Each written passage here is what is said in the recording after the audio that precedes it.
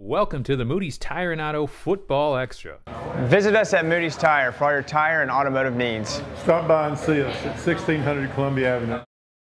Well, hello, everybody, and welcome into this edition of the Moody's Football Extra from the Williamson Herald. I'm Joe Williams, along with Maurice Patton, who will do all the talking this week because my lips have now frozen. Partner, we started out the season begging for water, sweating on the sidelines, and somewhere in the last 11 weeks, God decided to get even. It always seems to happen. We start the year in T-shirts and shorts, and we ended in everything we got. Oh, and as many layers as we can, except, of course, for our creative partner, Charles Pulliam, who comes from way up north, and Nanook, of course, is barely in a tank top. Yeah, they can't see him over there in the Speedos, but yeah, it's probably just as well. Yeah, I tell you what, they'll be adding a lot of equipment, at least cold weather gear this week when football takes over. And Maurice, we're down to the playoff time, 4 big games, and let's start right here at Ravenwood High School, where the Raptors look to remain undefeated, hosting a pretty good McGavock squad out of Nashville. Yeah, exactly. McGavock won in double overtime this past week to open the playoffs. Avenged a loss to Overton a couple of weeks prior.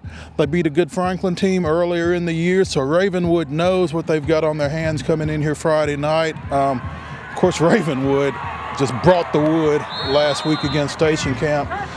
Up 59-0 going into the fourth quarter, wound up winning at 66-14. So this is a team that's really focusing on a mission right now as well. The other game out of the AAA class has Centennial going up to Hendersonville. Hendersonville really put the hurt on Independence last week. Centennial, huge emotional win over Franklin in a first-round game that should not have been. Yeah, I mean, there's no way around it. I mean, that's, again, and we've talked about it for weeks, that's kind of been the fallacy of this playoff system that's on its way out. A lot of early opening round, second round rematches from the regular season, and like you said, Centennial and Franklin had no business playing first game of the playoffs, and I think the performance that they both had kind of showed that. 28-23 final, heck of a ball game. Nose guard pulls an interception inside right at a minute to play. Dalen Johnson said after the game, I told the coach, make a nose call and I'll get the ball, and he did. You know, from everything I've heard about that kid, great spot for him to come up big in and push Centennial forward in the playoffs, and he's going to need to play really well, and a lot of other Cougars are going to need to play well for them to have a chance up at Hendersonville this week. Hendersonville racked up 300-plus yards rushing in the first half. Terrell Dotson down at Franklin had 16 tackles, 6 sacks, 4 sacks, 6 for loss, ran for a touchdown. He's going to have that kind of game again along with Dalen and some others.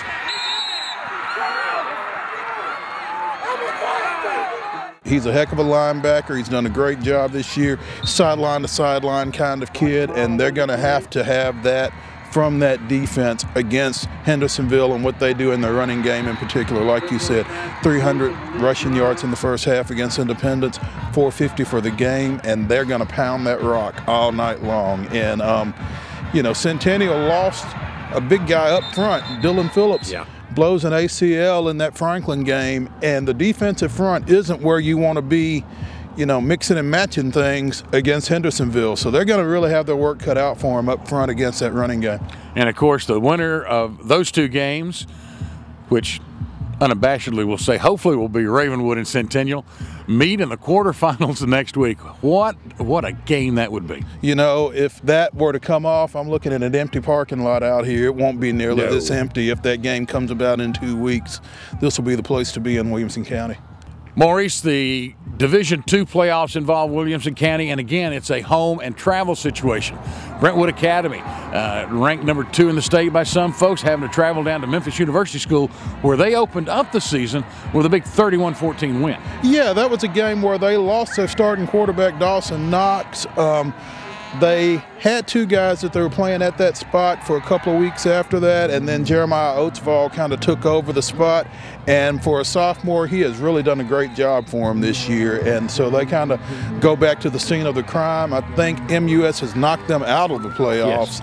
at least once in the last 2 or 3 years. And so for them to get to where they want to be, then going on the road and winning this game is a must, obviously. Yeah, but that can be a long road trip to Memphis, as you well know. And I guess the positive, Oatsville is no longer a sophomore. Exactly. He's got a lot more experience, and so does the rest of the team. You know, you talk about Oatsville not being a sophomore anymore, and I talked to Cody White a couple of weeks ago about Jeremiah's development, and he kind of made the comment that he does some things that you don't necessarily want to see him do. He's got a little bit of that gunslinger, sure, let's try this and see what happens kind of thing. But, you know, more often than not, it's come out well. He's a dual threat for him.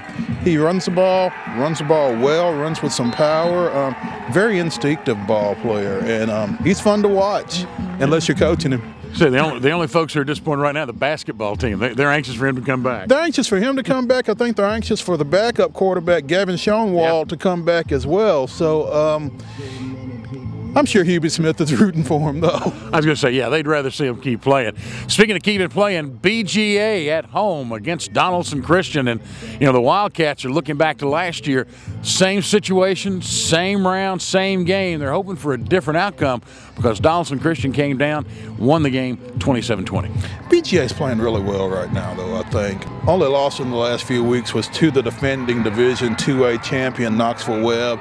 And I think they're playing well. They're playing with a lot of confidence. They're getting big plays from the guys that they need to get big plays from. Clay Beathard, who's a Mr. Football finalist, Ronald Cleveland, Miles Taylor on the other side of the ball. I really like the way they're playing right now, and I think that I think they take care of business. I talked to Coach Rock Patton, and I really didn't mention the weather because that's bad enough as it is, but his big concern last year, you know, they turned the ball over 5 times, twice inside the 20, once inside the 5. His big concern is we've got to keep and protect the football and keep the Donaldson Christian offense off the field. And not give them the short field, like you said. I mean, if you're going to turn it over at midfield or give your defense a chance instead of putting their backs up against the wall in those situations. I think if BGA defensively can make DCA go the long field, obviously in any game that's what you want. But I think they're going to have a better chance as opposed to, you know, giving them the short field and letting them score from 20 yards in 4 plays. And the thing is, defensively, BGA can create some turnovers themselves if you have to march on them. Kickoff is set for 7 o'clock at Guffey Brown Stadium, also set for 7 o'clock here at Ravenwood. And as we close out this week, Maurice, let's give some congrats to the 4 players out of Williamson County who have been named finalists in the Tennessee Titans Mr. Football Awards in Class AAA in the kicker division. It's Corey Fatoni. Just, you know, when we called him a weapon at the start of the year, we didn't realize just how big a weapon. You know, I saw him last year over at Dixon County. You were at that game as well. Knocked down a couple of punts inside the 5. He is absolutely a weapon. And I think Missouri's going to be really happy to have him when he gets here. I really believe of all the 4, there's the one that may come back to the county. Don't count out, though, Mr. Jefferson, Van Jefferson from right here at Ravenwood. He's a finalist in the Class AAA back division. Yeah, and Van's had a great season. Georgia commitment, obviously. He's caught over 1,000 yards in receiving. And, you know, like you said, though, he's in a tough category along with Juwan Jennings over at Blackman. And I think that's probably the favorite. But Van's had a heck of a season, and he's got at least one more game to extend that.